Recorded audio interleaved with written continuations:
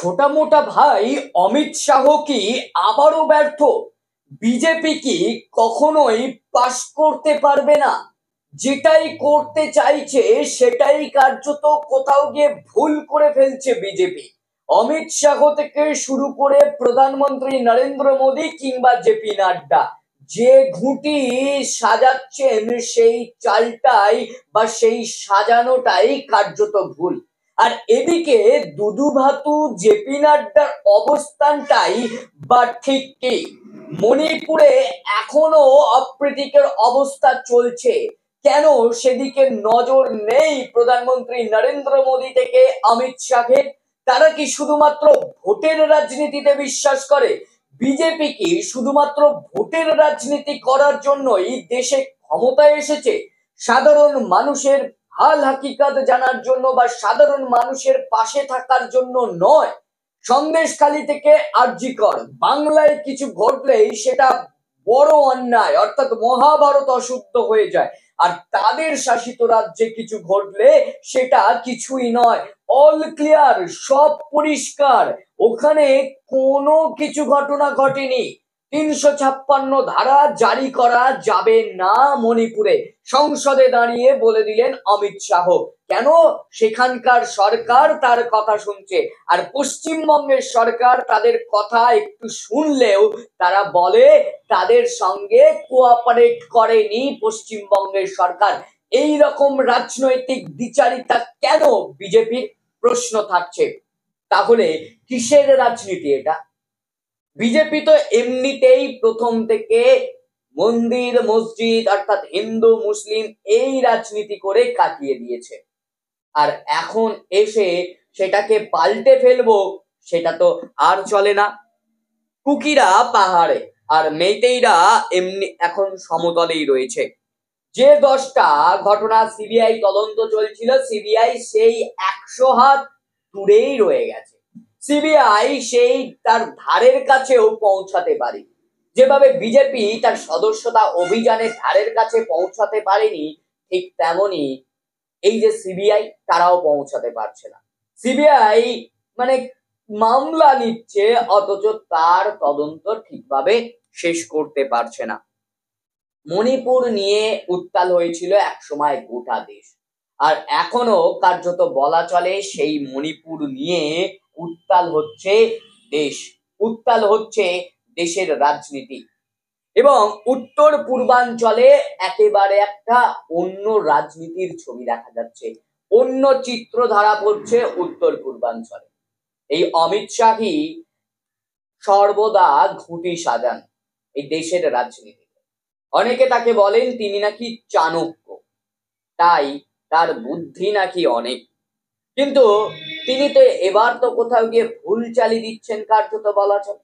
অবশ্য লোকসভা ভোটের আগে নীতিশ কুমারকে যে কোনো শর্তে দলে ফেরাতে হবে, এমনটা অমিত শাহ মনে করেছিলেন এবং ফিরিয়েও নিয়েছিলেন।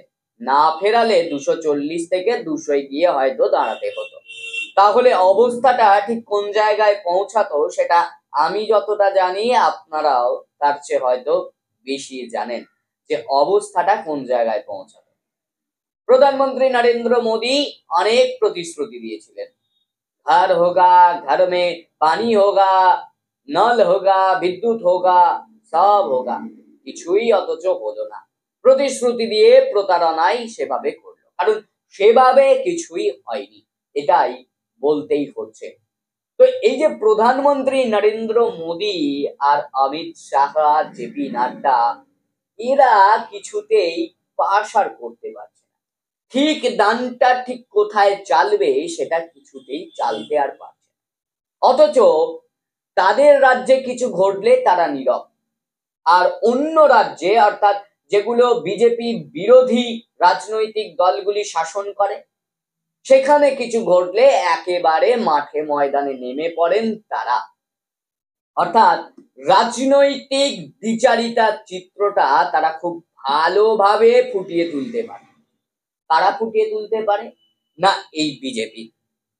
জুলাইয়ে বাংলাদেশ অভ্যুত্থানের ঘটনা আমরা দেখেছিলাম, আর সেখানেই বিভিন্ন বিদ্রোহী গোষ্ঠী কিন্তু সেই বাংলাদেশের বর্তমান অপ্রীতিকর অবস্থাটাকে কাজে লাগিয়ে কিন্তু বেড়ে উঠছে।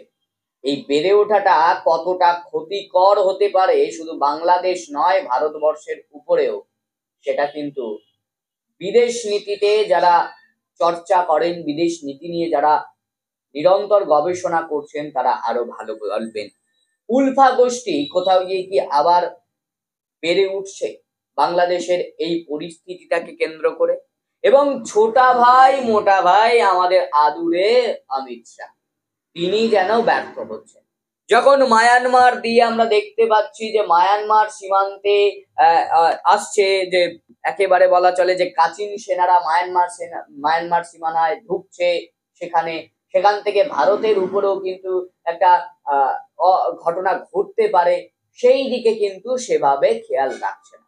মানে ওই মাঝে সাঝে কয়েকটা গ্রামের মানুষকে, মানে ওই যে জঙ্গি যারা হয় তাদেরকে হত্যা করা, আর কয়েক সময় এনকাউন্টার করা, কিছু মাওবাদীকে আত্মসমর্পণ করিয়ে নরেন্দ্র মোদী এবং অমিত শাহ প্রমাণ করতে চাইছে সব কুছ ঠিক, কিচ্ছু গড়বড় নেই, সব ঠিকঠাক, অল ক্লিয়ার আছে। কিন্তু আদতে কি অল ক্লিয়ার আছে? তারা মেতেছে শুধুমাত্র ভোট। 2025 কিংবা 2026 বাংলার নির্বাচন, বাংলায় বিধানসভা নির্বাচন, এই নিয়ে তারা মেতেছে। অবশ্য দেশের মানুষের হাল হাকিকাত যাই হোক না কেন, তারা চায় শুধুমাত্র ক্ষমতায় এলেই সব ঠিকঠাক, ক্ষমতায় না এলে কিচ্ছু ঠিক নেই, এমন পরিস্থিতি এই বিজেপিতে। বিজেপি নিজেদের স্বার্থের জন্য কাজ করছে, মানুষের জন্য সেভাবে তাকাচ্ছে না, অথচ মানুষই এনেছিল তাদেরকে। তবে এবারে মানুষ বুঝিয়ে দিয়েছে, তাদের স্বপ্ন ছিল 400, সমস্ত কিছু প্রতিশ্রুতিও পেয়েছিল, তবে মানুষ চায়নি এই মন্দির মসজিদের লড়াই, হিন্দু মুসলিম শিখ খ্রিস্টান জৈন বৌদ্ধ এদের মধ্যে লড়াই। ভারতবর্ষ ধর্ম নিরপেক্ষ, তাই চেয়েছিল তারা শান্তির বাংলা হোক, শান্তির ভারতবর্ষ। তাই জন্যে তারা গণতান্ত্রিক ভাবে জবাবটা কিন্তু দিয়ে দিয়েছে, অর্থাৎ বিজেপিকে বাংলা সহ গোটা দেশে সেভাবে ফুল ফোটাতে দেয়। কিছু মানুষ সুযোগ করেও দিয়েছে, কিন্তু এমন সুযোগ করে দিয়েছে যাতে তাদেরকে বগলে দুটো লাঠি নিয়ে হাঁটতে হচ্ছে, না হলে চলতে গেলেই ধপাস, সেই পরিস্থিতি হয়েছে। আর মণিপুর নিয়ে বলা চলে যে পরিস্থিতি, সেদিকে কার্যত প্রধানমন্ত্রীর নরেন্দ্র মোদী সহ অমিত শাহ সেভাবে তাকাচ্ছেন না। এটাই কেন তাকাচ্ছেন না, এটাই বড় প্রশ্ন। তবে কি রাজনৈতিক বিচারিতাই তারা করবেন? তাদের শাসিত বলে সেখানে কিছু হয়নি, আর এই যে পশ্চিমবঙ্গে বিরোধী বলেই সেখানে সবকিছু হয়, সেটা দুর্নীতির আখড়া হয়ে যায়, সেটা জঙ্গিদের আঁতুর ঘর হয়ে যায়। আর অন্য রাজ্যগুলো যেখানে বিজেপি শাসিত, সেখানে খুন হলে, ধর্ষণ হলে, ধর্ষণের রাজনীতি হয় না, সেখানে জঙ্গি পাওয়া গেলে সেটা জঙ্গিদের আঁতুড়ঘর হয় না, এমনটাই প্রমাণ করতে চাইছে বিজেপি। যাই হোক না কেন, তবে বিজেপি যে মানুষের দিকে তাকাচ্ছেন না, মণিপুরের মানুষের দিকে তাকাচ্ছেন না, সেটা বেশ ভালো করেই বোঝা যাচ্ছে। এতক্ষণ ধরে রয়্যাল বাংলা স্টুডিও থেকে আপনাদের সঙ্গে আমি ছিলাম সন্দীপন। আরো নানান খবরের আপডেট পেতে চোখ রাখুন শুধুমাত্র রয়্যাল বাংলার পর্দায়।